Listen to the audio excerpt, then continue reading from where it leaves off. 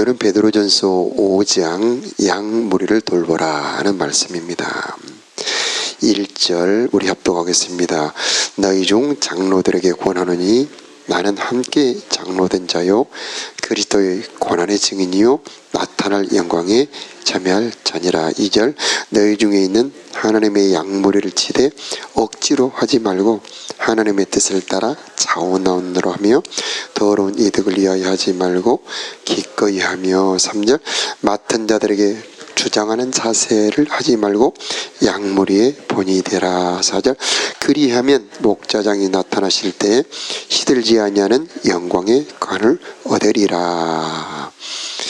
1절에 장로들이 나오는데 이 장로라고 하는 뜻은 원래 나이 많은 어른이라는 뜻이지만은 여기서는 교회의 지도자들을 말합니다. 2절에 나오는 양무리를 치는 사람들, 이게 바로 장로들이라 말할 수가 있습니다. 그래서 오늘날에는 목회자들이고요, 또한 목회자들 뿐만 아니고 영혼을 맡은 사람들, 그래서 우리 교회에서는 리더들과 교사들도 이 장로들에 포함된다고 볼 수가 있습니다. 양떼를 맡았다, 하나님의 양떼를 맡았다, 이건 영광입니다. 이건 정말 복입니다. 하나님께서 누구에게 양떼를 맡기느냐? 사랑하는 자들에게 맡기죠. 베드로에게 네가 나를 사랑하느냐? 내 양을 먹이라. 네가 나를 사랑하느냐? 내 양을 치라. 그렇게 3번 베드로에게 부탁하죠. 그 베드로가 바로 이 말씀을 쓴 겁니다. 그래서 하나님의 양떼를 친다는 것, 바로 하나님의 사랑을 받았다는 증거죠. 나를 충성되이 여겨 직분을 맡겼다는 것이죠. 그래서 우리는 이 하나님의 양을 맡은 우리 리더분들 또 교사분들 하나님의 은혜가 있기를 축복합니다. 그 영광을 알아야 된다. 고린도후서 3장에 보면은 모세의 영광에 수건으로 덮었던 그 모세의 얼굴의 영광보다 더 큰 영광이 복음의 사역자들에게 있다는 것입니다. 그래서 이 영적으로 볼 때에 하나님이 누구를 귀하게 보느냐? 양떼를 맡고 귀하게 돌보고 그들을 위해 섬기고 기도하는 바로 리더들을 하나님이 귀하게 보시는 것입니다. 그 사역의 자세가 2절에 나오는데 하나님의 양무리를 치되 억지로 하지 말아라. 하나님의 뜻을 따라 자원나무로 해라. 중요한 말씀은 하나님의 뜻을 따르라는 겁니다. 내 마음대로 하는 게 아니죠. 하나님이 맡긴 하나님의 양떼인 것입니다. 그래서 하나님의 뜻대로 이끌어야 될 책임이 우리 목회자들, 리더들에게 있는 겁니다. 그때에 영혼이 살아나죠. 영혼이 열매를 맺고 힘을 얻게 되는 겁니다. 억지로 하지 말고 자원함으로 해라. 기쁨으로 해라. 이것은 그 자세가 하나님의 그 일을 할 때에 그 기쁨으로 한다는 것. 이것은 목회자들 뿐만 아니라 리더들의 그 일하는 자세가 됩니다. 더러운 이득을 위하여 하지 말고 기꺼이 해라. 차라리 사람들에게 보상을 받지 않고 칭찬을 받지 않는 것이 더 그에게 보람이 되는 것은 하나님이 갚아주시기 때문인 것입니다. 무엇을 갚아주시느냐? 첫째는 은혜를 주십니다. 성령을 주십니다. 기쁨을 주십니다. 지혜도 더 주시죠. 하나님의 일을 하는 자들에게는 하나님의 영광, 하나님의 힘을 공급해 주시는 겁니다. 또 3절에 중요한 말씀이 나오죠. 맡은 자들에게 주장하는 자세를 하지 말아라. 양무리의 본이 되어라. 어떻게 해야 사람을 이끌 수 있을까요? 사람을 이끄는 힘, 수많은 종류의 리더십이 있습니다. 강한 힘으로 이끌어가는 사람도 있지요. 이익으로 이끌어가는 사람도 있습니다. 그러나 교회 안의 리더십은 십자가 리더십입니다. 섬기는 리더십입니다. 우리 주님의 리더십이죠. 우리 주님께서는 십자가에서 모든 것을 다 주시죠. 그때에 수십억의 사람들이 그 예수님의 조용한 십자가의 리더십에 이끌리는 겁니다. 그래서 교회 안에 리더분들 또 우리 목회자들이 어떻게 교회 성도들을 이끌어야 되는가? 주님의 십자가를 닮아 희생의 리더십, 섬김의 리더십, 그리고 십자가의 리더십이 우리들이 따라가야 될 리더십이 아니겠습니까? 주장하는 자세, 권위의 리더십, 예전에는 많이 따라갔지만 특히 지금 젊은 세대는 달라졌습니다. 그래서 본이 되는 리더십이 최고의 리더십입니다. 내가 직접 행함으로 본이 될 때에 제자반에서도 새 신자들이 따라올 수 있지 않겠습니까? 자, 4절에 상이 있습니다. 그래야만 목자장이 나타나실 때, 이때가 언제입니까? 재림의 때입니다. 이 때는 모든 것이 변화되는 만물의 마지막의 때입니다. 이 날은 크고 두려운 날이라고도 표현하고 크고 영화로운 날이라고도 표현합니다. 왜 크고 두려운 날이 되느냐? 이 날은 심판의 날입니다. 모든 숨어 있는 것이 드러나는 날입니다. 오직 말씀 18절에 보면은요, 한번 볼까요? 또 의인이 겨우 구원을 받으며 경건하지 않는 자와 죄인이 어디 있으리요? 어제 말씀이죠. 한 장 넘기면 앞에 있습니다. 의인이 겨우 구원을 받는다? 어떤 죄인도 구원받는 게 우리 예수님 아닌가요? 그렇죠. 예수님이 초림 때 처음 오셔서는 어떤 죄인도 다 구원하십니다. 그런데 재림 때는 그렇지 않습니다. 재림 때는 어떤 죄인도 그분 앞에 설 수 없다는 겁니다. 그분은 상과 벌을 가지고 오십니다. 이 하나님의 양머리를 주님의 뜻을 따라 잘 먹이고 가꾼 이 사랑하는 종들에게 하나님께서 큰 상을 가지고 오시는데 시들지 않는 멸류관을 가지고 오신다는 겁니다. 우리 교회의 모든 리더분들이 이 영광의 멸류관 받기를 축복합니다. 이 시들지 않는 멸류관, 이게 무엇인가요? 바울이 디모데후서에 자기의 마지막을 직감하며 이렇게 말합니다. 내가 관제와 같이 부음이 됐고 나의 달려갈 길을 다 가고 선한 싸움을 싸웠으니 이제 나를 위하여 의의 멸류관이 예비되었으니 내게만 아니라 주를 따르는 모든 자들에게도 니라, 그렇게 말씀합니다. 바로 의의 멸류관이죠. 찬란한 영광, 대대로 영원히 주님 앞에 영광의 멸류관, 바로 이게 양떼를 잘 돌보는 자들에게 주시는 하나님의 상인 것입니다. 모든 것이 다 사라지는 만물의 마지막이 주님의 재림 때입니다. 그래서 재물도 권세도 모든 미모도 다 사라지는데 사라지지 않는 게 있는데 그게 무엇일까?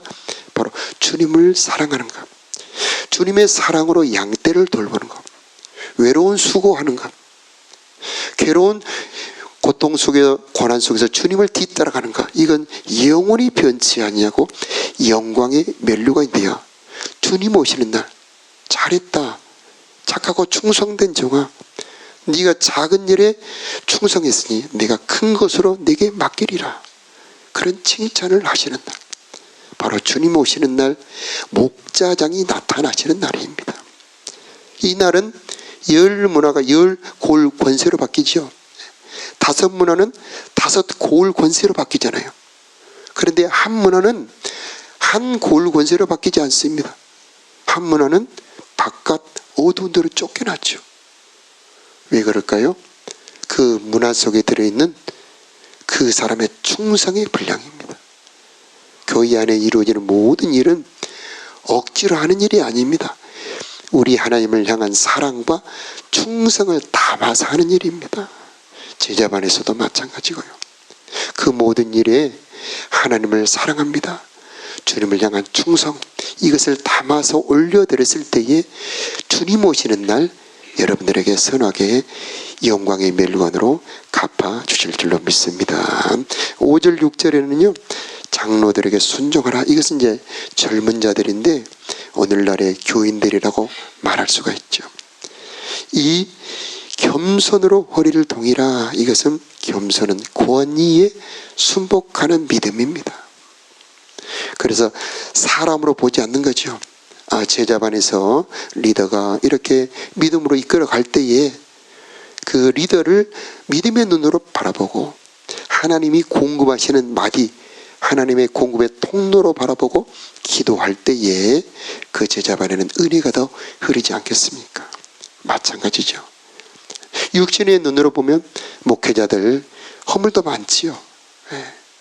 틈도 있습니다. 약점도 있습니다. 그러나 하나님이 세우신 하나님의 은혜의 통로이기 때문에 하나님, 저 목사님을 통해서 은혜 받기를 원합니다. 아버지, 성령의 통로가 되게 하여 주시옵소서 하고 기도할 때에 바로 그 교회의 은혜가 흐르지 않겠습니까? 그래서 6절에 보면 함께 합독해 보겠습니다. 그러므로 시작. 그러므로 하나님의 능하신 손 아래에서 겸손하라. 때가 되면 너희를 높이시리라. 하나님의 능하신 손은 하나님의 권위와 통치라고 번역할 수가 있습니다. 그래서 하나님의 권위, 하나님의 통치, 하나님이 위임된 그 권위가 있기 때문에 그 장로들에게 순종하게 되는 거죠. 그래서 그 교회가 화목이 되고 하나가 될 때에 하나님은 거기에 은총과 성령의 역사를 이루어 주시는 것입니다. 자, 우리 7절 함께 읽어볼까요? 너희 염려를 시작. 너희 염려를 다 주께 맡기라. 이는 그가 너희를 돌보심이라. 아멘.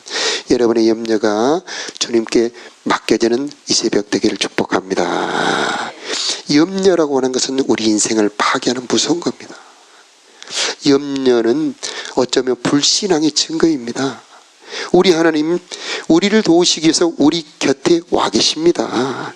우리 하나님, 우리를 돕기 위해서 우리 안에서 역사하고 계십니다. 우리의 갈 길을 예비하고 계시고요.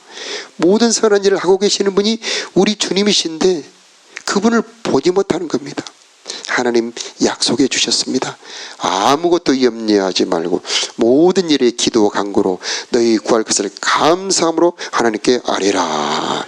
그리하면 이 모든 지각에 뛰어난 하나님의 평강이 너희 마음과 생각을 지키시리라. 이렇게 분명히 약속해 주셨습니다. 무엇을 먹을까, 무엇을 마실까, 무엇을 입을까 염려하지 말라. 저 공중나는 새를 보라. 심지도 않고 거두지도 않대. 너희 아버지께서 먹이신다. 저 풀을 보아라. 저들이 길쌈도 하지 않고 수고도 하지 않대. 하나님이 저들을 입히신다. 하물며 너희 일까 보냐. 말씀해 주셨습니다. 하나님은 우리들의 아버지가 아니시겠습니까? 여러분을 공급하시는 것을 믿으시기 바랍니다. 이것이 믿어진 만큼 평강이 오게 되는 겁니다. 이 말씀이 내 마음에 부딪히는 만큼 우리 삶에는 안심이 되는 거고 평강이 있게 되는 것입니다. 오늘 이 새벽에 하나님의 약속의 말씀이 여러분에게 믿어지는 역사가 있기를 축복합니다. 아무것도 염려하지 말라. 너희가 염려함으로 길을 한 자나 더 할 수 있느냐? 작은 것도 하지 못하거든 어찌하여 염려하느냐. 염려한다고 해결되는 것은 아무것도 없는 것이죠. 그러면 우리는 무엇을 해야 될까요? 기도하는 것입니다. 전능하신 하나님, 나를 사랑하시는 분, 천지 만물을 운행하시는 분이 공급하시기 위해서 여러분의 기도를 기다리고 계십니다. 그러면 우리는 힘써 쉬지 말고 기도하라는 것입니다. 만물의 마지막이 가까웠으니 너희는 정신을 차리고 기도하라고 1장 7절에 말씀하고 있잖아요. 그러므로 우리는 기도를 쉬지 말아야 되겠습니다. 우리가 기도할 때 염려는 떠나게 되고 하나님의 평강과 공급이 일하시게 될 것입니다. 8절 우리 합독합니다. 시작. 근신하라 깨어라 너희 대적 마귀가 우는 사자같이 두루다니며 삼킬 자를 찾나니 너희는 믿음을 굳건하게 하여 그를 대적하라. 이는 세상에 있는 너희 형제들도 동일한 고난을 당하는 줄을 알미라. 아멘. 마귀의 존재를 모르면 우리 인생은 당하게 되는 겁니다. 마귀보다 강한 하나님이 우리를 돕고 우리 곁에 있음을 우리는 알아야 되겠습니다. 그러나 이 마귀의 괴략, 이 마귀의 간사한 괴략에 넘어지면 안 되겠죠. 우는 사자처럼 두루다니며 삼킬 자를 찾는다. 그래서 경성하라 깨어라. 그래서 우리는 기도를 멈추지 말아야 되겠고, 마귀를 이기는 길은 우리가 예배소서 6장에 우리가 말씀을 받았지요.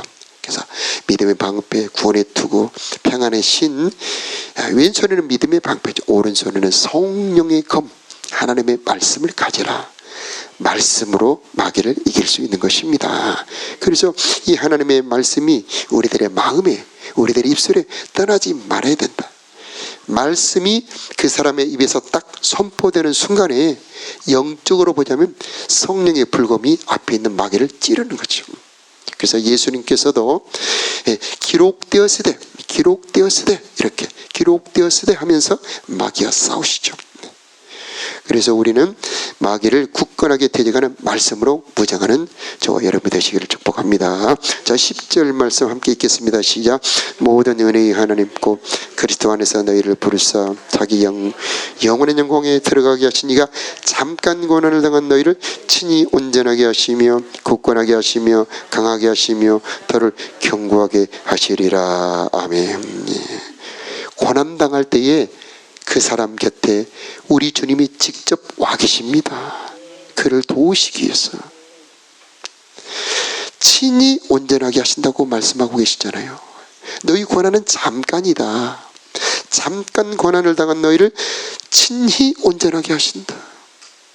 그래서 고난 자체를 없애주는 게 목적이 아닙니다. 그 고난 속에서 온전하게 하시는 것이 하나님의 목적이죠. 요셉 보세요. 그가 고난을 당하기 전에는 그저 어리광 부리는 어린 소년이었죠. 그런데 그 매서운 고난 속에서 그는 엄청난 인물로 변화됩니다. 모든 세상을 구원할 만한 엄청난 인물로 성장하게 됩니다. 여러분, 고난 속에서 하나님은 여러분을 성장시키십니다. 여러분에게 능력을 개발시켜 줍니다. 말씀의 능력을 알려주십니다. 그 비밀을 열어주십니다. 요셉을 보세요. 엄청난 능력이 그 고난 속에서 열어지게 되죠.